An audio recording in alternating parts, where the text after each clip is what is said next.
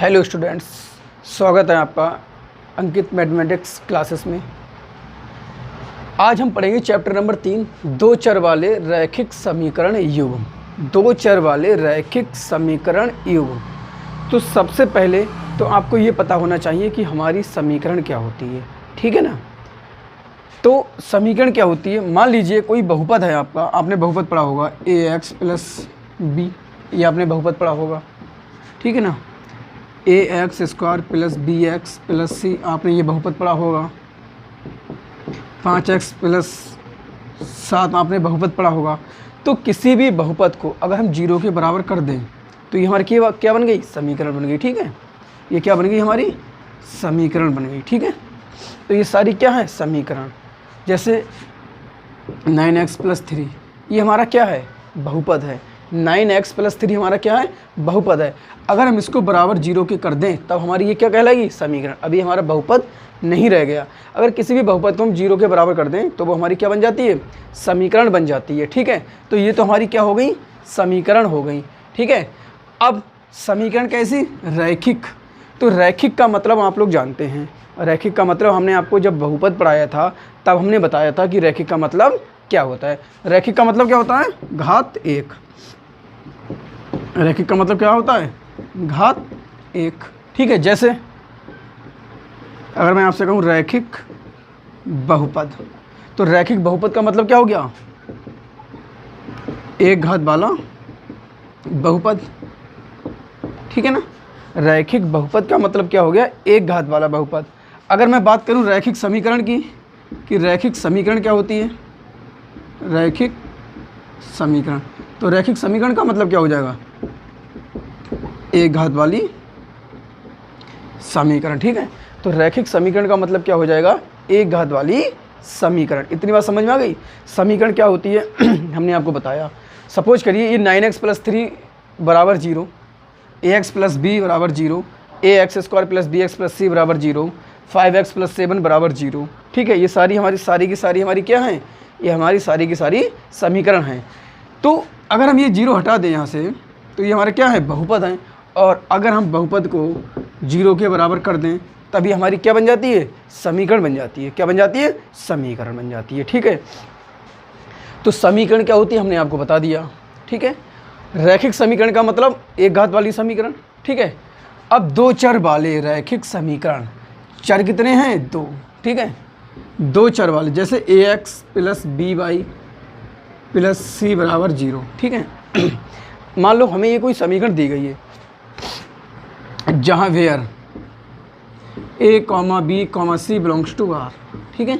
इसका मतलब क्या है, इसका मतलब ये है कि a, b, c हमारी कैसी संख्याएं हैं, रियल नंबर हैं। क्या है हमारे, यानी वास्तविक संख्या है। रियल नंबर का मतलब वास्तविक संख्या है।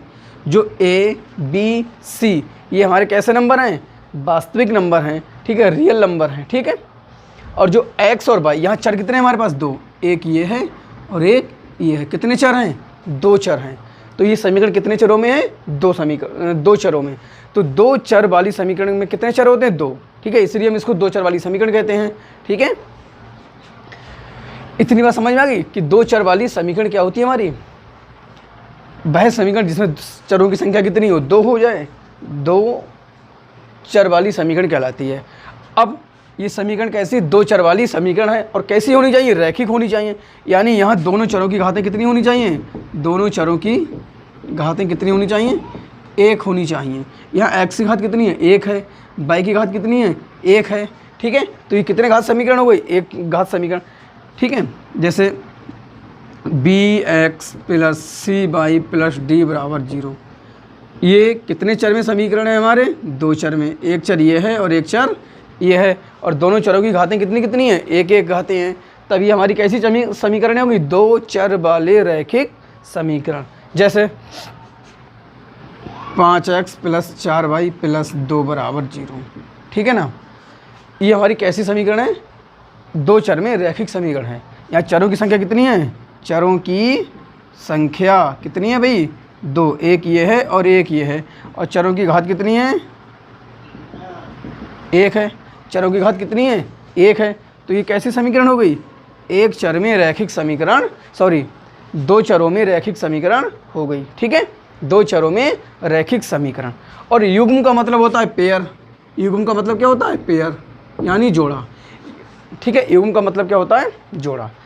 कहने का मतलब यह है कि इस चैप्टर में हमें दो चर में दो समीकरणें दी गई होंगी, ठीक है, और हम उनको सॉल्व करेंगे। सपोज करिए, मान लो एक समीकरण हमें ये दी गई 3x + 2y = 3, x + 2y = 5।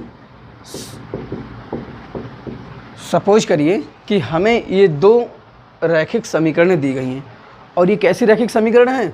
दो चरों में, ठीक है। अब हमसे ये कहा जाए कि आप इनको हल कीजिए।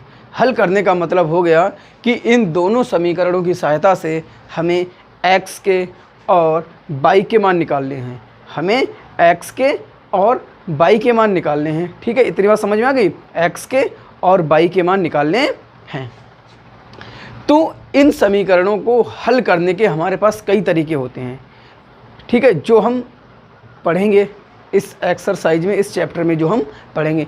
पहला तरीका हमारा होता है ग्राफीय विधि से, ठीक है। इन दोनों समीकरणों को हम ग्राफीय विधि से सॉल्व करेंगे। फिर प्रतिस्थापन विधि द्वारा पढ़ेंगे, फिर विलोपन विधि द्वारा पढ़ेंगे और वज्र विधि द्वारा पढ़ेंगे, ठीक है। तो यहाँ हम चार तरीके पढ़ेंगे। पहला ग्राफीय विधि से, ग्राफीय विधि द्वारा इन समीकरणों को हम ग्राफीय विधि के द्वारा सॉल्व करना बताएंगे आपको कि ग्राफीय विधि से इन समीकरणों को कैसे सॉल्व किया जाता है। फिर हम आपको बताएंगे प्रतिस्थापन विधि द्वारा, प्रतिस्थापन विधि द्वारा। फिर हम आपको बताएंगे विलोपन विधि द्वारा। फिर हम आपको बताएंगे वज्र विधि द्वारा, वज्र गुणन विधि द्वारा, ठीक है, वज्र गुणन विधि द्वारा, ठीक।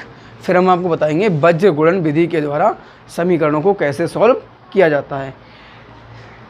इतनी बात समझ में आ गई आपके कि समीकरणें क्या होती हैं, रैखिक समीकरणें क्या होती हैं, द्विचर में रैखिक समीकरण क्या होती हैं, ठीक है, और युग्म का मतलब क्या होता है, ठीक है।